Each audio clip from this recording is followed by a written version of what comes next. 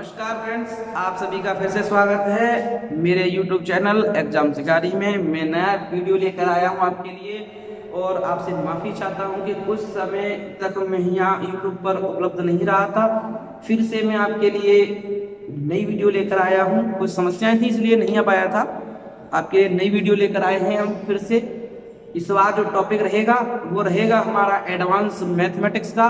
और advance mathematics में जो टॉपिक है वो हमारा पहला रहेगा ट्रिगोनोमेट्री। और ट्रिगोनोमेट्री से रिलेटेड उसके जितने भी चैप्टर हैं जैसे कि ऊंचाई दूरी और त्रिकोणमितीय अनुपात, उनको भी हम पढ़ेंगे इसमें। तो तब तक के लिए आप मेरे YouTube चैनल एग्जाम शिकारी को लाइक कर लें, सब्सक्राइब कर लें और शेयर भी करें। शेयर उन लोगों को करें, उन छात्रों को करो जिनका ट्रिगोनोमेट्री यानी एडवांस मैथमेटिक्स वीक है और वो अच्छा करना चाहते हैं।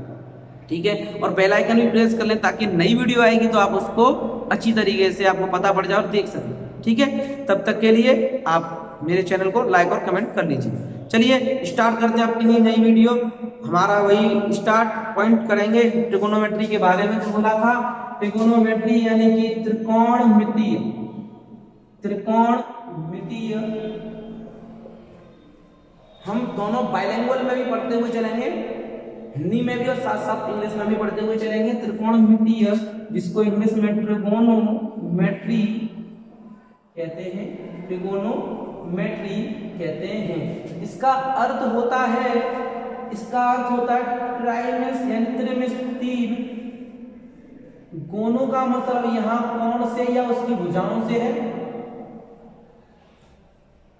और मेट्री यानी मितीय का मतलब होता है मापना। यहां पर हम समकोण त्रिभुज की 3 भुजाओं को मापेंगे। समकोण त्रिभुज की 3 भुजाओं को यहां मापा जाएगा, उसे क्या कहेंगे? त्रिकोणमितीय कहते हैं, ट्रिगोनोमेट्री कहते हैं। तो इसका जो आधार होता है, कोई पूछे समकोण इसका त्रिकोणमितीय का आधार क्या होता है? त्रिकोणमितीय का जो आधार होता है वो होता है समकोण त्रिभुज। यानी कि यह किस पर बेस्ड होती है? किस पर बेस्ड होती है? ये बेस्ड होती है राइट ट्राइएंगल पर। किस पर? राइट ट्राइएंगल पर यह बेस होती है पूरी। ठीक है, इसकी 6 ज्याएं होती हैं। इनकी 6 ज्याओं के बारे में हम पढ़ेंगे। इसका बेस होता है समकोण त्रिभुज।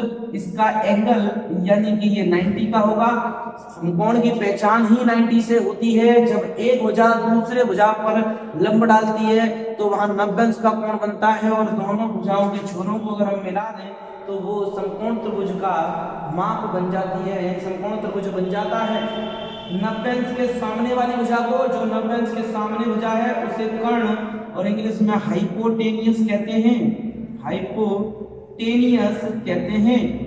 और जो आधार है, आधार पर जो कोण माना है, उसके सामने वाली भुजा यानी जो खड़ी है उसे लंब यानी कि परपेंडिकुलर कहते हैं। क्या कहते हैं? परपेंडिकुलर कहते हैं। और जो रेखा जमीन पर क्षैतिज पड़ी हुई है उसे आधार यानी कि बेस कहा जाता है। क्या कहा जाता है? बेस कहा जाता है। क्या कहा जाता है? बेस कहा जाता है। हम यहाँ क्या करेंगे, दोबारा से मैं एक बार रिपीट कर देता हूँ। ट्रिगोनोमेट्री त्रिभुज यानी कि यहाँ समकोण त्रिभुज, त्रिमितीय, कोण में भुजा या कोण, मिति में मापना। समकोण त्रिभुज के 3 कोण या भुजाओं के या मापन को हम त्रिकोणमिति कहेंगे। और इसमें यह आधार होती है समकोण त्रिभुज पर। समकोण त्रिभुज की जो तिरछी भुजा है 90 अंश के सामने वाली, उसे कर्ण यानी हाइपोटेन्यूज कहते हैं। जो ऊर्ध्वाधर रेखा है, जो ऊर्ध्वाधर है, जिसे वर्टिकल लाइन बोलते हैं, जो एंगल के सामने वाली है उसे परपेंडिकुलर कहते हैं यानी कि लंब कहते हैं। और एक जो क्षैतिज रेखा है, हॉरिजॉन्टल है, उसे आधार यानी कि बेस कहते हैं। इन तीनों भुजाओं पर, समकोण त्रिभुज पर एक नियम होता है। एक नियम होता है यानी कि एक नियम का मतलब एक प्रमेय से है। यहाँ एक प्रमेय होती है। वो प्रमेय क्या होती है? उस प्रमेय के बारे में पढ़ेंगे। एक वैज्ञानिक और खगोलीय थे पाइथागोरस। उन्होंने अपने नाम पर एक प्रमेय दी थी। पाइथागोरस ने। वो प्रमेय कौन सी थी? उन्होंने एक बात बोली थी कि कर्ण का जो वर्ग होता है वो लंब का वर्ग प्लस आधार का वर्ग होता है। यानी कि उन्होंने क्या प्रमेय दी थी कि समकोण बनाने वाली भुजाएं, समकोण बनाने वाली भुजाएं के वर्गों का योग, समकोण बनाने वाली भुजाएं, कौन बना रहा समकोण? लंब और आधार, इनके वर्गों का योग एक तीसरी भुजा के वर्ग के बराबर होता है। ये पाइथागोरस ने प्रमेय दी थी, इसी को हम पाइथागोरस की प्रमेय कहते हैं और ये आपका पाइथागोरस की प्रमेय है। क्या है? पाइथागोरस की प्रमेय। तब तक इसके 6 जयाओं के बारे में जानते हैं। इसकी जो 6 जयाएं हैं भाई, वो सबसे पहले है आपकी, यहाँ बात करते हैं, यहाँ साइन है, एंगल हम कुछ भी मान सकते हैं, थीटा मान लिया हमने, दूसरी कॉस होता है, तीसरा टेन होता है, चौथा कॉट होता है, फिर सेक होता है, फिर कोसेक। कोई जरूरी नहीं इसी क्रम में हो, कहीं कहीं साइन, कॉस और टेन के बाद कोसेक, सेक और कॉट भी लिखा होता है, तो कोई जरूरी नहीं, हमें तो इनकी भुजाओं को, वैल्यूओं को, इनके अनुपातों को, भुजाओं के अनुपातों को याद रखना है हमें, बस बोलिए। तो यहाँ याद रखना है। तो भाई बात करेंगे साइन थीटा का भुजाओं में मान क्या होता है, तो बहुत पुराना और साधारण तरीका और आसान सभी ने पढ़ रखा होगा, शायद आपने क्लासों में पढ़ा होगा। एक होता है लाल बटे कक्का, लाल बटे कक्का, लाल बटे कक्का, और इंग्लिश वालों के लिए जो इंग्लिश में पढ़ना चाहते हैं उनका होता है PBP अपॉन HHB। सीबीएसई वालों को ये पढ़ाया जाता है PBP अपॉन HHB। इन्हीं के माध्यम से हम क्या निकाल सकते हैं, अपनी भुजाओं को निकाल सकते हैं। वो कैसे निकालेंगे वो देखते हैं। साइन थीटा, साइन थीटा की बात करें तो पहला वाला पॉइंट उठा लें। साइन थीटा के लिए क्या होता है? L upon K, L upon K का मतलब लंब बटे कर्ण से है, और लंब बटे कर्ण हमारा साइन थीटा होता है। यानी अगर साइन थीटा की बात कर देंगे तो लंब और कर्ण में रेशियो बनेगा केवल साइन थीटा के लिए। ये इसे 1 अपॉन कोसेक थीटा भी बोला जाता है, यानी ये sine theta 1 upon cosec theta, ये पहला वाला लास्ट वाले का उल्टा होगा। दूसरा आधार बटे कर्ण, आधार बटे कर्ण, ये 1 अपॉन सेक थीटा होता है। तीसरा लंब बटे आधार, L upon A, 1 upon cot theta, यानी 1 अपॉन कॉट थीटा, जिसे हम साइन थीटा बटे कोस थीटा कहते हैं। तीसरा यानी पहले का रिलेशन लास्ट वाले से, दूसरा सेकंड लास्ट से, और तीसरे का अपने पास वाले से रिलेशन है। यानी कि टेन थीटा की बात जब करेंगे तो लंब बटे आधार होता है 1 अपॉन कॉट थीटा बराबर साइन थीटा बटे कोस थीटा। दोबारा बता दूं, लंब को यहाँ पर हम परपेंडिकुलर P से नोट करेंगे, कर्ण को हाइपोटेन्यूस ऐसे नोट करेंगे, और आधार को बेस से नोट करेंगे। 1 अपॉन कॉट थीटा हो गया। कॉट थीटा के बाद क्या आता है? 1 अपॉन टेन थीटा हो गया, 1 अपॉन टेन थीटा। लंब बटे आधार ये उल्टा हो जाएगा। टेन थीटा की बात आई तो कॉट थीटा उल्टे में गया, अब कॉट थीटा की बात आएगी तो टेन थीटा में जाएगा उल्टे में। यदि आधार बटे लंब, टेन थीटा के लिए साइन थीटा बटे कोस थीटा होता है, ये 1 अपॉन में है कॉट, तो ये उल्टा भी, ये उल्टे हो जाएंगे, कोस थीटा बटे साइन थीटा। आगे बात करेंगे, आगे बात है सेक थीटा की। सेक थीटा कोस थीटा का उल्टा होता है, कर्ण बटे आधार से है, जो 1 अपॉन कोस थीटा होता है। और तीसरा ले लेंगे हम, जो तीसरा पॉइंट है वो हमारा वो है कर्ण बटे लंब से है, जो होता है 1 अपॉन साइन थीटा। इसलिए मैंने इनको लिखा साइन का उल्टा पहले का, उल्टा लास्ट है, सेकंड लास्ट दूसरे का सेकंड लास्ट है, और तीसरे का तीसरे, यानी कि उसके बाद वाले से हम क्या करेंगे, को कूटबद्ध करेंगे, इनकी वैल्यू निकाल लेंगे। याद करने का तरीका हिंदी वालों के लिए लाल बटे कक्का, और इंग्लिश वालों के लिए बहुत ही आसान और हंसने वाला, और हंसी से आप याद कर लेंगे हंसते हंसते, बहुत इजी है। PBP अपॉन HHB, पाकिस्तान भूखा प्यासा, हिंदुस्तान हरा भरा, या फिर पंडित बद्री प्रसाद हर हर बोले, या हम अब यहाँ इसको हम अगर ग्रामीण क्षेत्रों में घुस जाते हैं, तो मैं यहाँ ग्रामीण क्षेत्रों से बात कर रहा हूँ, मेरा किसी से और मतलब नहीं है। ग्रामीण क्षेत्रों का मतलब हम अपनी भाषा में बात करते हैं, पापा बीड़ी पियोगे? हाँ हाँ बेटा। और एक और भी हंसी मजाक का, पी का मतलब यहाँ पड्डा, भैंस, पड़िया, बटे हिल हिल के भाग रहे, पड्डा भैंस पड़िया हिल हिल के भाग रहे। अब इसके माध्यम से भी याद कर सकते हैं। हमारा केवल मेन मोटिव याद करने से है और किसी बात से नहीं है। दोबारा से बता देते हैं, पापा बीड़ी पियोगे? हाँ बेटा। पाकिस्तान भूखा प्यासा, हिंदुस्तान हरा भरा। एक और ये है आपका पट्टा भैंस पड़िया हिल हिल के भाग रहे। और एक और है पंडित बद्री प्रसाद हर हर बोले। हमारा इन तरीकों का बताने का मेन मोटिव केवल आपको याद कराने से, ना कि किसी और से। और ये लाल बटे का है ये। इनके माध्यम से पहला वाला साइन का, दूसरा कॉस का, तीसरा टेन का, फिर कॉट सेक कोसेक, इनके माध्यम से भुजाओं के अनुपात को हम याद कर लेंगे। और याद करने के पश्चात हमें ये आगे ट्रिग्नोमेट्री पढ़ने में काम देंगे, यानी कि ये सहायक होंगे। ये सहायक होंगे। अब हम जब पॉइंट की स्टार्ट करते हैं, पॉइंट की जब स्टार्ट करते हैं तो हमने पाइथागोरस की अभी प्रमेय पढ़ी थी। क्या पढ़ी थी? पाइथागोरस की प्रमेय। अगर मेरी स्पीड तेज हो तो आप मुझे कमेंट करके बताइएगा। अगली वीडियो में मैं अपनी स्पीड को थोड़ा स्लो कर दूंगा। अगर आपको जो भी समस्याएं होंगी आप मुझे बताइए, ताकि मैं आपकी समस्याओं को दूर कर सकूं और आपको अच्छी तरीके से एक वीडियो और कंटेंट प्रोवाइड करा सकूं। ये मेरा मेन एम रहेगा। पाइथागोरस की प्रमेय थी हमारी यहाँ का। ये हमने इसको इक्वेशन फर्स्ट माना। अभी हमने क्या किया? डिवाइड बाई कर्ण स्क्वायर, बोथ लेके चलना। डिवाइड बाई कर्ण स्क्वायर बोथ साइड्स, अर्थात दोनों ओर कर्ण स्क्वायर का भाग देने पर। कर्ण स्क्वायर का मतलब यहाँ हाइपोटेनियस से है, समझ जाए। समझाने का मेन टारगेट बस केवल समझाना ही हमारा। Divide by hypotenuse square both sides, दोनों ओर कर्ण स्क्वायर का भाग देने पर। जब हम कर्ण स्क्वायर का दोनों ओर भाग दे देते हैं तो कर्ण में कर्ण का भाग देंगे, कर्ण में कर्ण का भाग देंगे तो ये हमारा हो जाएगा, लिख लेता हूं मैं, लंब बटे कर्ण, और ये हो जाएगा हमारा आधार बटे कर्ण। ये इतना हमारा हो जाएगा। क्लियर हुआ? भाग दे दिया मैंने, कर्ण से कर्ण कट जाता है, वन बचा। ये पूरा हो जाएगा लंब बटे, ये पूरा हो जाएगा कर्ण पूरे का वर्ग प्लस आधार बटे कर्ण ये पूरे का वर्ग। और वन बराबर लंब बटे कर्ण sine square theta plus cos square theta, sine square theta plus cos square theta is equal to 1। यहाँ से ये सर्वसमीका जिसे बोलते हैं, सर्वसमीका इंग्लिश में आइडेंटिटी, ये सर्वसमीकाएं हैं। सर्वसमीकाएं किसे कहते हैं?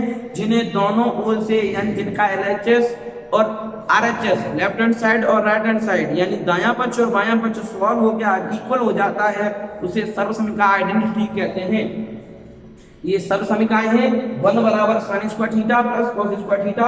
हम इनको एक और तरीके में लिख सकते हैं। 1 अगर साइन स्क्वायर थीटा इधर आ जाए तो 1 माइनस साइन स्क्वायर थीटा बराबर कॉस स्क्वायर थीटा हो जाता है। इसे और भी लिख सकते हैं, प्लस का कॉस बरा के माइनस का हो जाए तो 1 माइनस कॉस स्क्वायर थीटा बराबर साइन स्क्वायर थीटा भी लिखा जा सकता है। ये फॉर्मूले हो गए। और ये सर्वसमीकाएं भी हैं फॉर्मूले के साथ साथ, जो हाई स्कूल में तो सिद्ध कराने के लिए भी आ जाते हैं, लेकिन आप हम यहाँ हाई स्कूल या 10th क्लास में नहीं है, हम यहाँ कंपटीशन की बात कर रहे हैं। तो आपको ये फॉर्मूला डायरेक्ट लिखने को मिलेंगे। पूछ सकता है, ये लिख के दे सकता है, इसकी वैल्यू पूछ सकता है, या ये लिख के दे सकता है, इसकी वैल्यू पूछ सकता है, ये लिख के दे सकता है, इसकी वैल्यू पूछ सकता है। तो साथ ही साथ आपको याद भी करना है, क्योंकि हमें ये आगे करने में सहायक होंगे। इसी प्रकार हम डिवाइड करते हैं, डिवाइड बाई हाइपोटेनियस का दिया तो यहाँ हम अगर बेस स्क्वायर का दे दें बोथ साइड्स, दोनों ओर किसका भाग देने पर बेस स्क्वायर का भाग दे देंगे तो वही हो जाएगा ये कर्ण बटे बेस का वर्ग प्लस परपेंडिकुलर अपॉन बेस का वर्ग प्लस बेस अपॉन बेस का वर्ग। अगर समझ में नहीं आए मैं थोड़ी सी एक लाइन शॉर्ट करके, ये वाली लाइन शॉर्ट करके डायरेक्ट ये लिख दिया ताकि आप समझ जाएं अच्छी तरीके से। अलग अलग दूंगा पूर्ण होल स्क्वायर हो जाएगा और उससे ये कट भी जाएगा और ये पूर्ण होल स्क्वायर हो जाएगा, तो ये सब फॉरवर्ड बन जाएगा k अपॉन b, यानी कि ये बेस का भाग दे रहे हैं कर्ण बटे ये बेस का मतलब यहाँ k का मतलब कर्ण h लेंगे, हाइपोटेन्यूज लेंगे, hypotenuse upon b। h upon b कहाँ है? h upon b hypotenuse upon base, यानी कि हाइपोटेनियस अपॉन बेस कर्ण अपॉन आधार यहाँ हो जाएगा हमारा, ये हो जाएगा हमारा cos square theta. Hypotenuse cos, ये थोड़ी मिस्टेक हो रही है, हमने हाइपोटेनियस यहाँ तो हमने इंग्लिश में लिया और यहाँ हमारा हिंदी में लिखा हुआ है, जिस वजह से हमें समस्याएं आ रही हैं। यानी कि अब हम यहाँ दोबारा आपको समझाने में समस्याएं आ रही हैं, मैं दोबारा से लिख देता हूँ ताकि समस्याएं न आए, इसलिए समस्याएं आ रही थी यहाँ पर, तो हमने इंग्लिश में लिख लिया और यहाँ है हिंदी में। और समस्या आ गई कर्ण, कर्ण का मतलब के स्क्वायर से है, लंब का वर्ग पी स्क्वायर से है, यानी लंब का वर्ग एल से है, यहाँ एल से डिनोट किया है हमने, और आधार हमारा ए से है। किससे है? ए से। तो कर्ण का वर्ग बराबर लंब का वर्ग प्लस आधार का स्क्वायर। अब देंगे बेस स्क्वायर का मतलब आधार स्क्वायर से दोनों ओर भाग। अब भाग दे देंगे तो आधार स्क्वायर से दोनों ओर भाग दे दिया हमने, देखो आगे नहीं आया, इससे ये कट गया, ये हो जाएगा कर्ण अपॉन ए का होल स्क्वायर बराबर एल अपॉन ए का होल स्क्वायर प्लस 1। कर्ण अपॉन ए क्या होता है? ये रहा सेक। आगे नहीं आ गया, वो थोड़ा सा इस वजह से मिस्टेक था कि हमने इंग्लिश वाला उठा लिया था और यहाँ हिंदी में लिख रखा है, इस वजह से हमें लंब कर्ण आधार ही उठाना था। कोई बात नहीं, गलतियां होंगी, कोई दिक्कत नहीं। लंब बटे आधार, लंब बटे आधार कहाँ है हमारा? लंब बटे आधार टेन स्क्वायर थीटा प्लस 1, यहाँ से भी एक बार आइडेंटिटी आ गई, सेक स्क्वायर थीटा प्लस का 1 जाके माइनस का हो जाएगा टेन स्क्वायर थीटा। या हम इसे ऐसे भी लिख सकते हैं, सेक स्क्वायर थीटा प्लस का 10 जाके आ जाएगा तो माइनस का tan square theta equals to 1 हो जाएगा। ये तीन आइडेंटिटी, ये दो आइडेंटिटी आई, एक ये आइडेंटिटी है, एक ये है। अब हमारा भी एक और बच रहा है, क्या बच रहा है?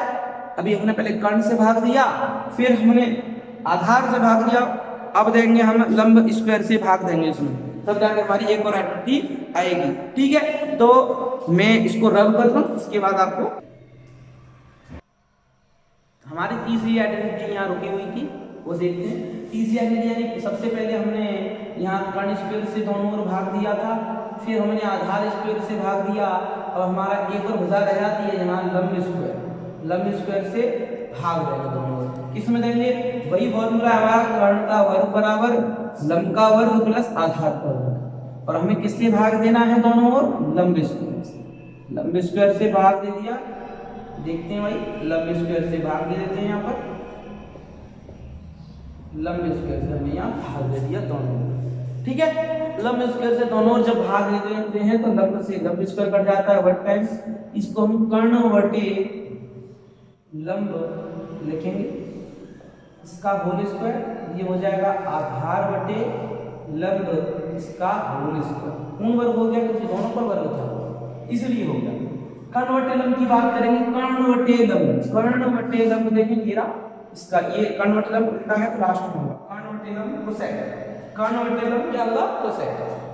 कोसेक स्क्वायर थीटा बराबर आधार बटे लंब, आधार बटे लंब ये cot square theta plus 1। Cosec square theta बराबर कॉट स्क्वायर थीटा प्लस 1, इसको हम ऐसे भी लिख सकते हैं, कोसेक स्क्वायर थीटा प्लस का इधर आएगा तो कॉट स्क्वायर थीटा, इसे भी ऐसे भी लिख सकते हैं, कोसेक स्क्वायर थीटा और प्लस का कॉट इधर आके इसका हो जाएगा माइनस का cot square theta equals to 1। ये तीनों हमारी इक्वल 1 वाली या फिर ये तीनों आइडेंटिटी हमारी तैयार हो जाती है। यहाँ से एक 1 वाली, एक कॉट वाली, एक कॉट स्क्वायर थीटा प्लस 1 वाली। हम यानी कि हमने जो पाइथागोरस की जो प्रमेय पढ़ी थी और उसमें जो भुजाएं दे रखी थी लंब, कर्ण और आधार, उस पाइथागोरस में पहली बार लंब का वर्ग दिया, फिर आधार का वर्ग दिया और फिर हमने कर्ण का वर्ग दिया, इस तरीके से दिया और हमें फॉर्मूले मिल गए। पहला मिलता है अगर यदि हम आधार स्क्वायर से भाग देते हैं तो हमें मिलता है sec square theta minus tan square theta equals to 1। फिर हमने यदि कर्ण स्क्वायर से भाग दिया है तो एक मिलता है हमें sine square theta plus cos square theta equals to 1। और जब हम यहाँ दोनों लंब स्क्वायर से भाग देते हैं तो हमें मिल जाता है यहाँ पर sec square theta minus cot square theta equals to 1। यहाँ पर ये तीन आइडेंटिटी हमें, और तीनों आइडेंटिटी को तोड़कर जो भी फॉर्मूले बने हैं वो हमें यहाँ मिल गए हैं। और याद रख लेना दोस्तों, ये फॉर्मूले जरूर याद रखने हैं, ये ही बेसिक है पूरे ट्रिग्नोमेट्री का, और पूरा बेसिक ये है जब भी हम सवालों में फंस जाएंगे तो पूरे सवाल को हम साइन कॉस में तब्दील करके भी आंसर ला सकते हैं। जैसे साइन तो साइन है ही है, कॉस कॉस है ही, अगर टेन आ जाता तो साइन बटे कॉस कर लिया, अगर कॉट आ जाता तो कॉस बटे साइन कर लिया, सेक आ जाए तो 1 अपन कॉस कर दिया, और कोसेक आ जाता तो 1 अपन साइन कर लिया। यानी कि सभी को हम साइन और कॉस के फॉर्म में तोड़कर उसको सॉल्व कर सकते हैं। यहाँ पर हमें ये ध्यान रखना है, इन चीजों को कर सकते हैं। अब नेक्स्ट आगे बढ़ेंगे, हम आगे बढ़ते हैं। चलिए देख फ्रेंड्स, नेक्स्ट टॉपिक है, यानी कि नेक्स्ट जो टेबल टॉपिक आता है वो सारणी का, यानी त्रिकोणमितीय अनुपात, उनके जो टेबल से मान है त्रिकोणमितीय सारणी में जो एग्जाम में पूछे जाते हैं उनको हम कंसीडर करेंगे। देखते हैं, तो एग्जाम में जो पूछा जाता है 0 का पूछा जाता है, 30 अंश पूछा जाता है, 45 अंश का पूछा जाता है, 60 अंश का पूछा जाता है और 90 अंश का पूछा जाता है। इनसे अलग जो भी पूछे जाते हैं वो हम इनको तोड़कर और इसमें क्वाड्रेंट टूल की सहायता से उनको निकाल लेते हैं। तो जनरल ज्यादा 0, 30, 45, 60 और 90 का मान पूछा जाता है जो एग्जाम में होते हैं, उन्हीं पर ही हम कंसीडर करेंगे। और भी ऐसा नहीं और नहीं पूछे जाते हैं, लेकिन हम उनको बाद में कंसीडर करेंगे, मेनली इनको करेंगे। तो इनके लिए मैं कुछ नहीं, एक छोटी सी ट्रिक बताऊंगा। हाथ पर इन सभी के मान sine cos tan cot sec cosec सभी के, और 0, 30, 45, 60 और 90 सभी के मान केवल आप इस हाथ के माध्यम की सहायता से आप याद कर लोगे। अरे एग्जाम में चीटिंग नहीं ले जा सकते, इस हाथ को तो ले जा सकते हैं। जब ये हाथ पहुंच गया समझ लीजिए आपको टेबल याद होगी। टेबल यानी इस हाथ के माध्यम से आप पूरे टेबल को, इस सारणी के अनुपातों को, त्रिकोणमितीय अनुपातों को पूरा कर सकते हो। जैसे कि मैं यहाँ अपना हाथ एक बना देता हूँ, देखिए हाथ बनाते हैं अपना,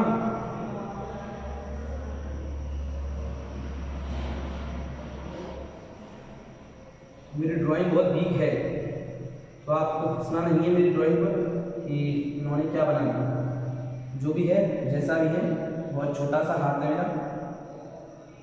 चलिए, हमारा मेन टारगेट है जो भी हमारा डाउन में होगा उसको 0 अंश, उसके बाद 30 अंश, फिर 45 अंश, फिर 60 अंश और फिर 90 अंश उसको माना जाता है। ध्यान रखिए 0, 30, 45, 60, 90। दोबारा से देखते हैं, इस तरीके से अगर हाथ आपका इस तरीके से है तो ये 0 अंश होगा, ये 30 अंश होगा, ये 45 होगा और ये 60 और ये 90 हो जाएगा। अगर आप इसको भी ऐसे कर लें, कोई अगर बच्चा इस तरीके पढ़ना चाहता है तो स्टार्टिंग 0 यानी नीचे से स्टार्टिंग होगी, 0, 30, 45, 60, 90। कोई फिक्स नहीं है, जो नीचे होगा, चाहे हमारी ये उंगली नीचे हो सबसे छोटी या फिर अंगूठा नीचे हो, जो नीचे होगा इससे ही स्टार्ट करना, 0 से स्टार्ट करें। ठीक है, अब 0 से स्टार्ट करते हैं, ध्यान रखेंगे हमेशा 0 से स्टार्ट कर दिया। घड़ी की दिशा, अगर घड़ी की दिशा में आप काउंट करेंगे, घड़ी की दिशा में चल रहे, और एक होती है घड़ी की विपरीत दिशा, घड़ी की विपरीत दिशा, एक घड़ी की दिशा होती है और एक घड़ी की विपरीत दिशा होती है। घड़ी की दिशा साइन के लिए यूज करेंगे, साइन के लिए हमें घड़ी की दिशा यूज करनी पड़ेगी, और घड़ी की विपरीत दिशा कॉस के लिए, कॉस थीटा के लिए हमें घड़ी की विपरीत दिशा का प्रयोग करना पड़ेगा। घड़ी की दिशा अगर इस तरीके से, घड़ी इस तरीके से चलती है, ये साइन हो गया, कॉस के लिए घड़ी की विपरीत दिशा ये हो गई। ठीक है, चलेगा, देखो दोबारा से बोल देता हूं, ये क्लॉकवाइज है, और अगर ये ऊपर इस तरीके से ले तो ये एंटी क्लॉकवाइज है, एंटी क्लॉकवाइज। फॉर्मूला बस केवल ये है, फॉर्मूला हमारा ये है, जितने भी फिंगर्स आएंगी, जितनी भी उंगलियां आएंगी, फिंगर्स आएंगी, आपको उसको रूट में काउंट करना है, और 2 सभी में यूनिवर्सल की तरह 2 यहाँ पर काम करेगा। साइन और कॉस की जो भी निकालेंगे और उनके लिए बट्टे में 2 लिख के चलना है, और जो भी फिंगर्स आएंगी उनको किस में लिखना है, आपको अंडररूट में लिखना है। जैसे कि बात करते हैं यहाँ साइन 30, साइन 30 से ही स्टार्ट करते हैं। साइन 30 दोबारा इधर देखते हैं, साइन 30 0, 30 यहाँ आ गया, यहाँ 0, 30 यहाँ पहुंच गए, यहाँ पहुंच गए। अब घड़ी साइन के लिए पढ़ना है तो घड़ी की विपरीत दिशा चलेंगे, सॉरी विपरीत दिशा नहीं, घड़ी की दिशा में चलेंगे साइन के लिए। तो घड़ी की दिशा का यहाँ है, आप यहाँ पर, और यहाँ जब नीचे चलेंगे तो आपको कितनी उंगली मिली, एक उंगली मिली, तो उस उंगली को अंडरवुड में लिखना है, किसमें लिखना है, 1 में, अंडरवुड में, और बट्टे में तो चलेगा तो ये कितना हो जाता है 1/2। साइन 30 का मान 1/2 2 होता है। तो जब हम यहाँ पर बात करते हैं, जैसे कि यहाँ बात करें हम या cos 60 का मान निकालना है या cos, चलो cos 60 ही निकालते हैं। cos 60 के लिए यहाँ पर इस तरीके से 0, 30, 45, 60 यहाँ पहुंच गए। जब आप यहाँ पर है और आपको cos की बात की है तो विपरीत दिशा चलेंगे, विपरीत दिशा में चलेंगे तो कितने फिंगर मिली? एक फिंगर मिलती है। तो फिर अंडरवुड में उसको फिंगर को अंडरवुड में लिखना है, पट्टे में तो अर्थात 1/2।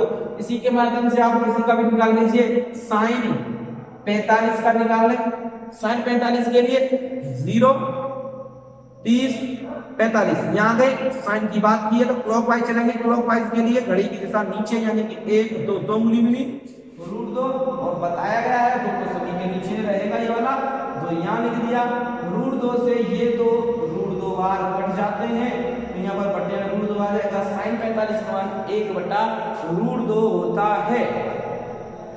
बात करें यहाँ cos 0 का मान निकालें, सपोज दैट cos 0 का मान निकाला जाएगा तो फिर दोबारा से स्टार्ट कर लें। 0 यहाँ पे आ गया, अब 0 पे और 0 पे आ गए यहाँ। तो cos की बात कर रहा है तो ऊपर चलेंगे। ऊपर कितनी उंगलियां मिली? 1, 2, 3, 4 मिली। उन चारों को अंडरवुड में लिखना है और बट्टे में क्या लिखना है? तो 4 का वर्गमूल में 4 है तो ये 2 हो गए। 2 का वर्ग 4 होता है, 4 का वर्गमूल 2, 2 से 2 कट गए, यानी cos 0 का मान 1 होता है। अगर हमने साइन का निकाल लिया, साइन का उल्टा कर देंगे क्योंकि साइन का उल्टा कोसेक होता है। तो अगर साइन की वैल्यू निकल के आ गई तो कोसेक की वैल्यू निकल के आ जाएगी और कोसेक की वैल्यू निकल के आ गई तो साइन की वैल्यू निकल के आ जाएगी। इसी प्रकार cos का उल्टा सेक। बात कर रही है tan की। tan के लिए भी मैंने बताया है, tan थीटा के लिए एक फॉर्मेट है। tan थीटा बराबर हमने पढ़ा है sin थीटा बटे cos थीटा, tan के लिए पढ़ा है।